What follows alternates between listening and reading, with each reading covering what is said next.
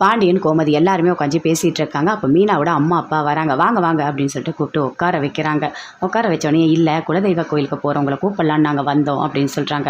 அப்படியா அப்படின்னு பாண்டியன், கோமதி எல்லாருமே கேட்டுட்டு இருக்காங்க. அதுக்குள்ளே மீனா வராங்க. வந்த உடனே இருங்கப்பா நான் போய் காஃபி போட்டுட்டு வரேன் அப்படின்னு சொல்லிட்டு அங்கேருந்து அப்படியே மீனா உள்ளே போகிறாங்க. பின்னாடியே சுகன்யா போகிறாங்க. ஆமாம் என்ன உங்கள் அம்மா அப்பா சாப்பிட்னா சாப்பிட மாட்டேன்னு சொல்கிறாங்க அப்படின்னு சொல்லிட்டு கேட்குறாங்க. அதெல்லாம் ஒன்றும் இல்லை அப்படின்னு மீனா சொல்கிறாங்க. இல்லை அவங்க ஏன் இப்படி பண்ணுறாங்க, ஏதோ அவங்களோட ஸ்டேட்டஸ்க்கு கம்மியான வீட்டில் சாப்பிடக்கூடாதுன்னு இருக்காங்களா அப்படின்னு சுகன்யா கேட்குறாங்க. இங்கே பாருங்கள் தேவையில்தான் பேசிகிட்டு இருக்காதீங்க அப்படின்னு சொல்லிட்டு மீனா அங்கேருந்து கோவமாக டீ போட்டு கொண்டு வராங்க.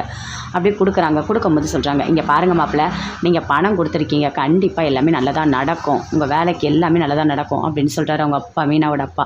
அதை கேட்டோன்னே அப்படியே சுகன்யா சொல்கிறாங்க, என்னது பணம் கொடுத்தாங்களா, பணம்லாம் யாரும் கொடுக்கல, மாமாலாம் பணம் கொடுக்கல, மீனா தான் பணம் வந்து கொடுத்தாங்க, அதுவும் 10 லட்ச ரூபா லோன் போட்டு கொடுத்துருக்காங்க அப்படின்னு சுகன்யா சொல்கிறாங்க. அதை கேட்டோன்னே மீனாவோட அம்மா அப்பா 2 பேருமே அப்படியே ஷாக் ஆகுறாங்க. மீனாக்கு அப்படியே கோவமாக வருது. சுகன்யா எல்லாத்தையுமே சொல்கிறாங்க.